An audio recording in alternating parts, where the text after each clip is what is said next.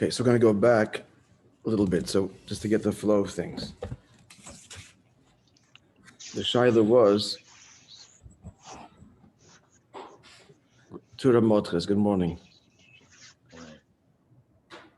Good morning. Okay. So the question was that the Medrash says that Kriyas Yamsuf happened b'schusay shel Yaakov, and the Shaila is, why not Moishe? The answer is going to be that it's both. That in fact it has to be b'schusay of Yaakov and Moishe. And the net result is that Moishe is the premiers of Yaakov. That's the general answer. So it's the general inyan of Tiferes, but relative to each other, to achieve the true chibur, the true union of Alma Disgali and Alma Diskasi all the way down in Elam Hazeh, that needs the koich of Moishe Davke. So let's look at that again, and we'll start from Amnon be'emes ein ze maspik adayin. Right, so the second paragraph of Beis Gimel. Since we didn't tape yesterday, we didn't post it. So just to summarize what we said yesterday, again, that Yaakov, that Yaakov is the need of Tiferes, and Tiferes ascends all the way to, as he says here, Pnimius HaKeser, because in order to have the fusion of opposites, you need a transcendent level that's utterly beyond both, and that's Pnimius HaKeser, and that's Yaakov. Dafke Yaakov, because the central shaft is, in fact, carries with it this transcendent ability to unite opposites, which is what Tiferes is. And that he explained is the staff of Yaakov, that it was two colors, and he peeled away the dark color to reveal the white beneath, the brown color. Brown, red, brown is Gvura, white is Chesed.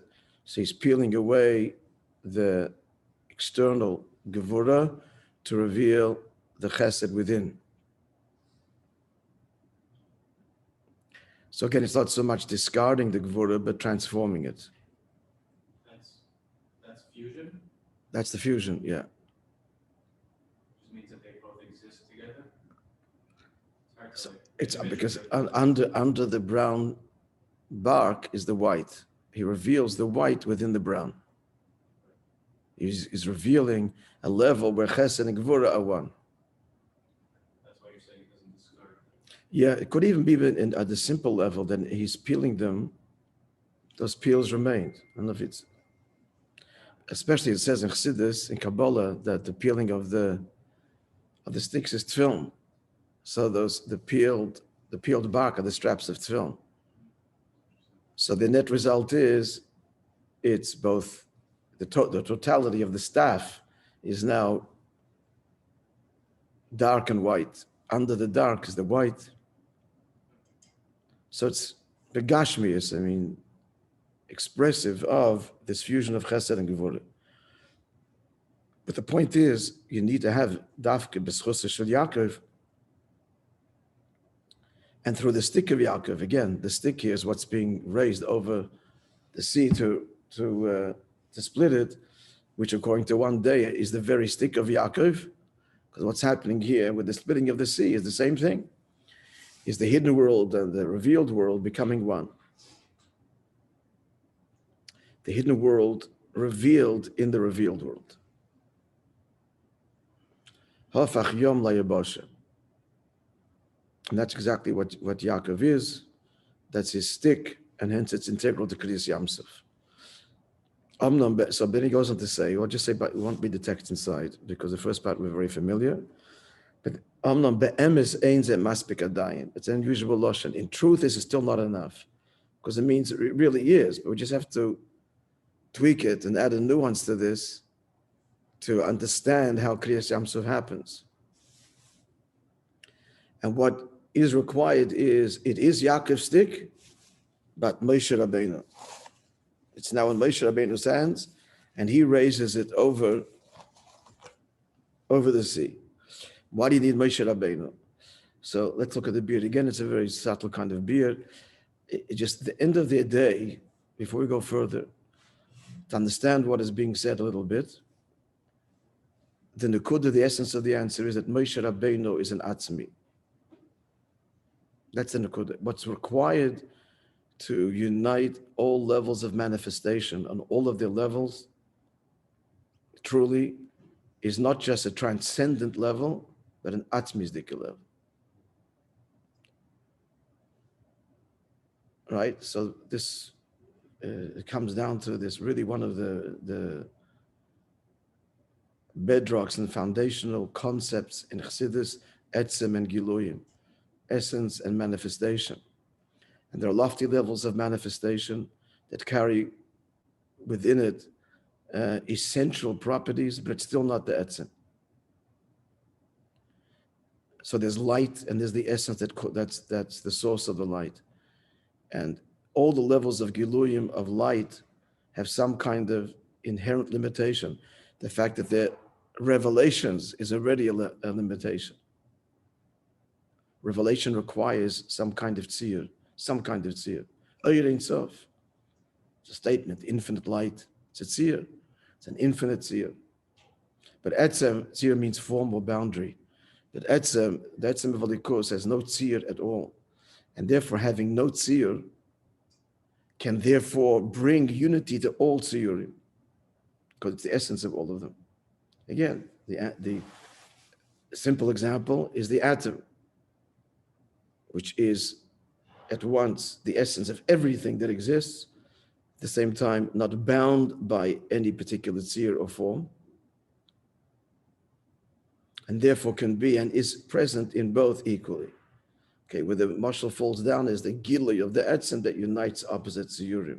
But it's really also true, because opposite tziyurim, opposite forms, solids, liquids, gases, etc., look deeply into them.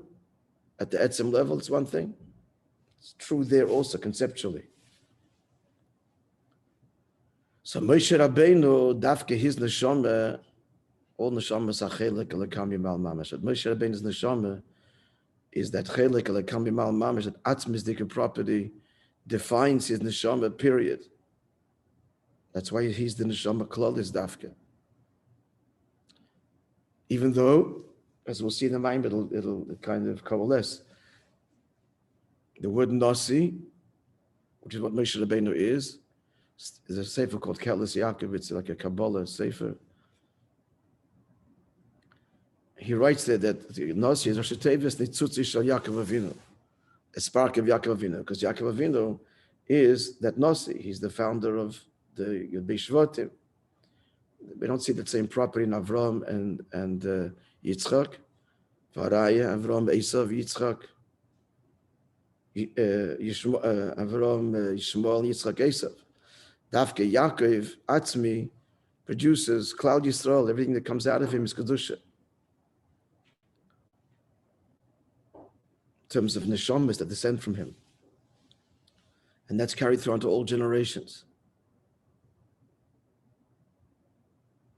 So even though, again, that Nasi is Rosh Tevis, Nitzutza Shel Yaakov Avinu, but nonetheless, within Yaakov Avinu, that's what he says later, that Yaakov is Yaakov is Milvad and Moshe is Milgav. Look, I couldn't remember the context because there isn't the context. The Zohar says, basically asks a question. Yaakov is Tiferes, Moshe is Tiferes. And the Zohar answers that Moshe is the Pnimis of Tiferes, Milgav, and Yaakov is Chitzonius of Tiferes. So there is this link between them, both Tiferes, both connected to Pnimis HaKeser, but in Pnimis HaKeser itself, the Etzem or not the Etzem. So Dafka Moshe, connected to the very essence of Elikus, it's only through him that the fusion of opposites can happen all the way down. Now there's more Chidushim here that even in Atzilus, to have that fusion requires Moshe Rabbeinu. So let's revisit it again. So the first half of the Ois talks about the fact that Moshe Rabbeinu, of all the tzaddikim, Yaakov was one of them. The 7 tzaddikim that arose after the Shekhinah is pushed back 7 generations. It's not like each one had its turn. He could do more, and he didn't, stopping here. Each one was mamshech, or they could be mamshech.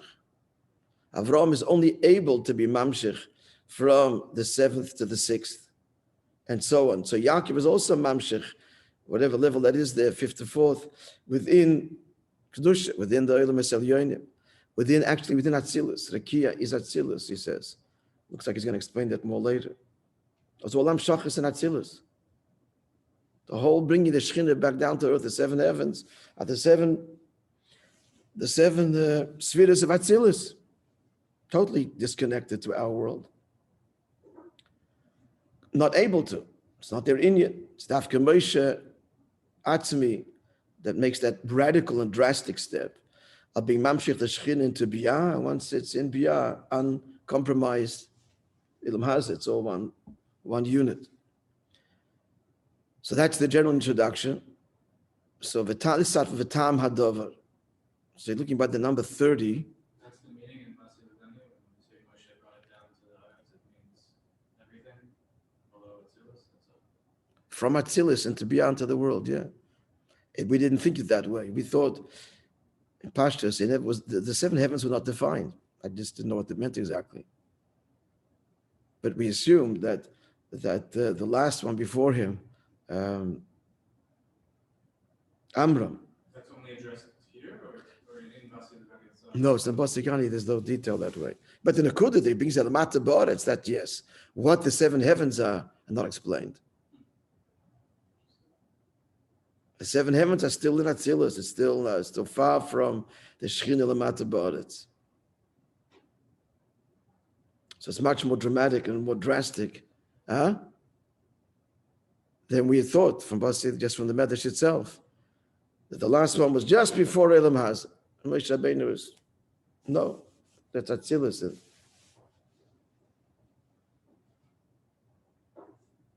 So V'tam Hadover, again, by the number 30 in the text.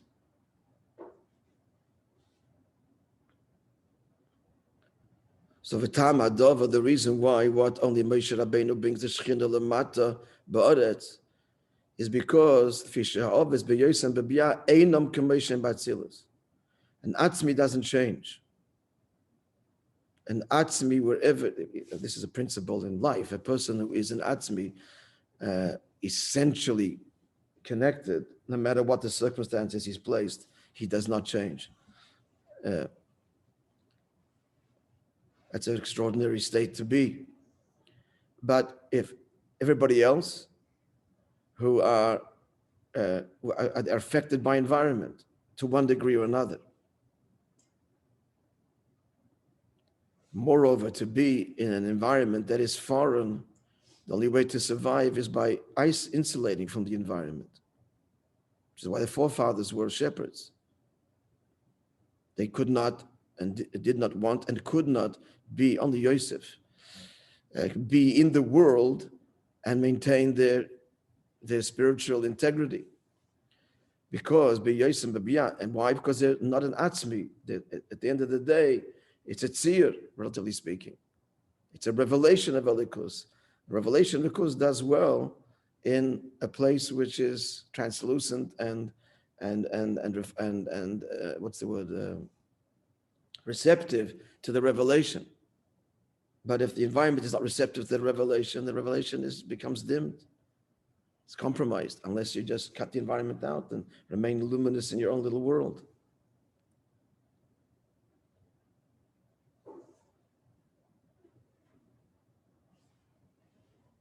Quite simply, if the Yiddishkeit is not atzmizdik, but rather it's environmentally induced to some degree, and it's your Yiddishkeit is because I understand, because I feel, because if it's because, that's what tzir means.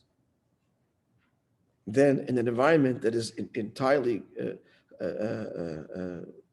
that conflicts that or opposes it, then it compromises your whole gishmak and your whole understanding, and the Yiddishkeit is compromised within self. Doesn't mean he doesn't do the mitzvahs, but he loses his gishmak, he loses his whole good feeling about it because the environment isn't allowing that expression. So the only way is, again, to isolate, insulate. But an atzmi, no matter where, certainly no matter where he'll be, he'll transform that environment. It's like last year, face out, a lot of people there, it's like kind of the shul, it's where the whole thing when you're forced to sit at home and make it yourself. So reevaluate. Yeah, because it's the heart of Gilei Mashiach. And it's shlichus. Shlichus, Deir HaShvi, the Moshe Rabbeinu of Deir HaShvi, the consummate Moshe Rabbeinu, Erev Geula, empowers and unlocks within Neshamas Yisrael this Atmi Zdika property that go anywhere. And not only not affected, you'll transform, the Shluchim will transform the environment. This is exactly Moshe Rabbeinu's inyan. That Hafach Yom Le'ebosha, all the way down in the Helim, in the concealment, he made it a place of revelation. Shluchim will go to a spiritual desert.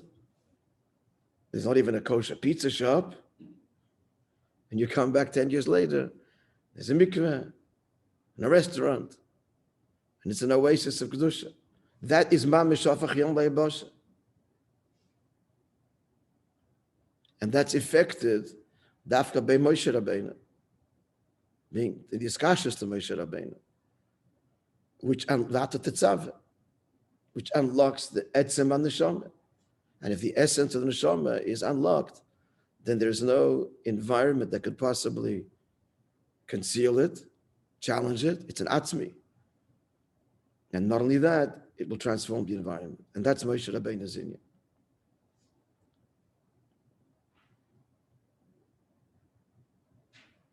So back in the text.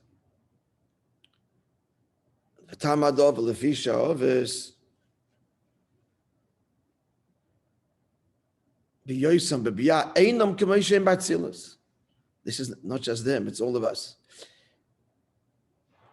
That it's true that all neshamas start chelik alakam mal mamish, even higher than atzilus.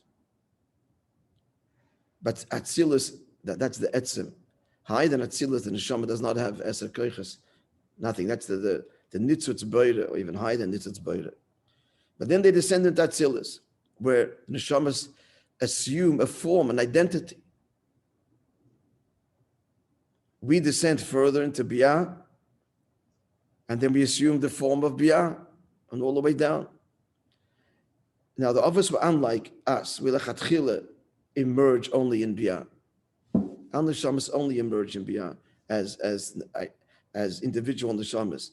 They emerged already as who they were in Atzilus. But going into Biyah is a compromise. Again, wherever Avram went, he had to hide and remove, and being Haitzora. And again, there were shepherds to try and just remain removed from a corrupt world, or if not a corrupt world, just Elam Hazeh. So they're not the way that in Atzilus. Why? Because again, not an Atzmi. So there's a tzimtzum. This morning when you said the Akedah, you have a look there in the Siddur, as I noticed it yesterday, I just looked for it again, that there is a line. It's like a trot between Avram and Avram.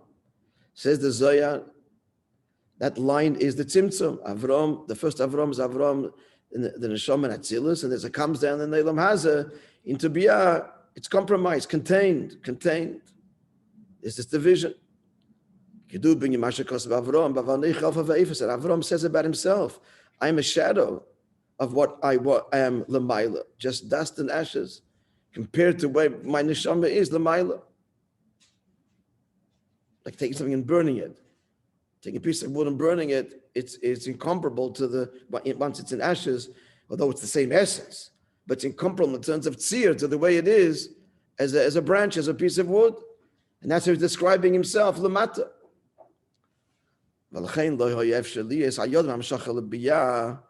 And therefore, through them, you can't have the uncompromised drawing of the Shekhinah all the way down, because if you're going down, that means it's tzimtzum, traveling further away, so it's greater concealment, greater limitation. Who can affect this? Because when Abishah calls Moishe, leipsik time beinayu. There's no line between the first Moishe and the second conveying the inyan that Moishe Lamaila Atzilus is the same Moishe Lamat.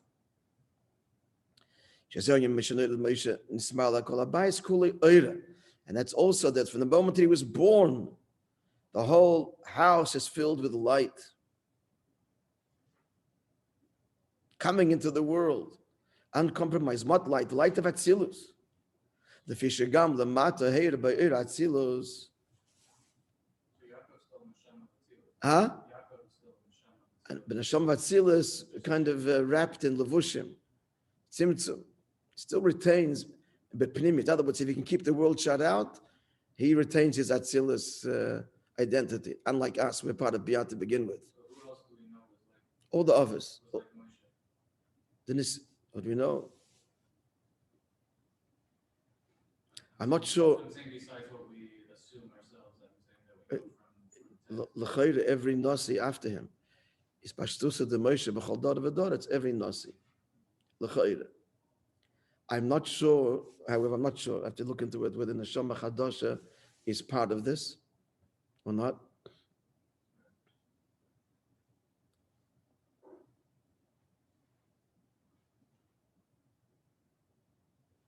I just remember this was the other night that the Yidal Thyssen Fabring and Rabbi you watched it, you listened to it.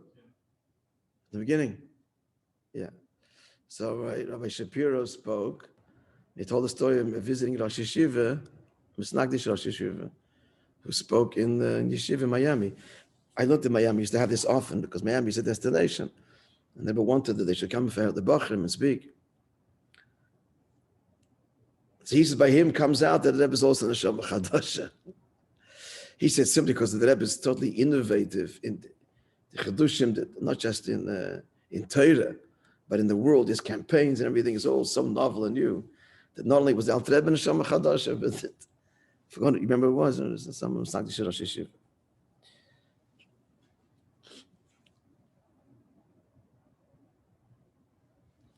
So then you would guess that the ones on this list after Moshe Rabbeinu would also be in the same category, not the others, but after Moshe Rabbeinu. He's passing the rod to, that he's passing the makel to.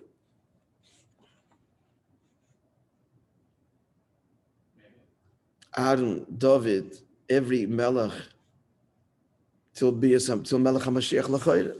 That's the Nasi Ador. The Nasi Ador is a Neshama Atzmi because it includes in it all the Neshamas of the generation. That's what Neshama Klalis means, really, an Atzmisdik in Neshama. Let's continue.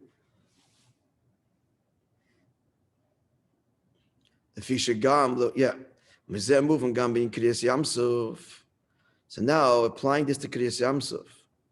Shebishvil zeh masi b'chinas Yaakov. Yaakov can't affect Kriyas Yamsuf down here. Fisham shoch the Yaakov rak b'atzilus. Where is he comfortable? Where does he operate? Where does he work? In Atzilus. Because he's not an Atzmi. We're all an Atzmi at the essential deep level. What do you mean a conscious Atzmi? Therefore, is it seer going down into Biyah? Whoa, this is not my world here. Could retain his integrity, but not transform the world. So at what level can he affect this Hafachem Layabosha? He's not Tzilus.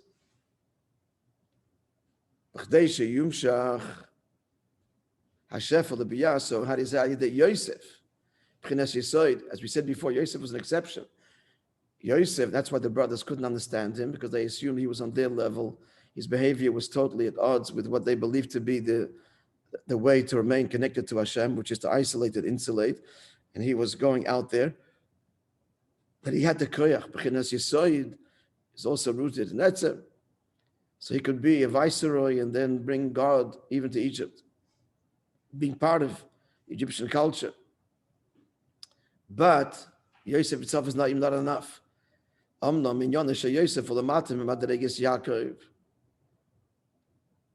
want to bring the purity of Atzilus down to, this is the best I can explain this. What's the problem with Yosef? Because since he's Yesod and below Yaakov, we're losing the translucence, the purity, the high, the oil, the giloy and atzilus that Yaakov embodies. She says, Yosef, Yaakov, he was his son. He'll tell this Yaakov Yosef. He has to bring your eye to that. It's interesting. But look, footnote 38 tells us to look at Biyudi Azayah and Hol Arichas. But what is in the pasuk? I don't know. It happens in my body this way. You say a simple fact, and it's simple. It's a pasuk. Because the Maimon is a Hamshacha.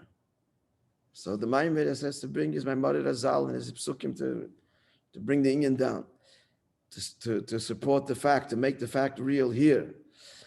So anyway, Yosef is still not alone the vehicle by which to truly transform Yom Le'abosha, to bring the Alma Diskasia. He's not the true Alma Diskasia himself, because you say it's already Hashpah. The Alma Diskasia, the highest spheres, Tiferes. So Mashenkin, Moishe Shulamayim, B'chinas Yaakov. So we need the Atmis, this doesn't mean a higher level. That Moishe is higher than Yaakov, Ki Yedua, here's the quote here. The Zohar says they're both Tiferes. The Zohar says that Yaakov is Tiferes. The Zohar asks, but Moishe is Tiferes. And the Zohar answers, Yaakov Milva, Yaakov is on the outside, and Moishe Milgav, Moishe the Pnimis of Kesed. In order to draw down Atzilos in all of its uncompromising truth, which Yosef is a bit compromised already, being the lower external levels. So h'tשכ is how the Moshe Dafk, it's only through Moshe.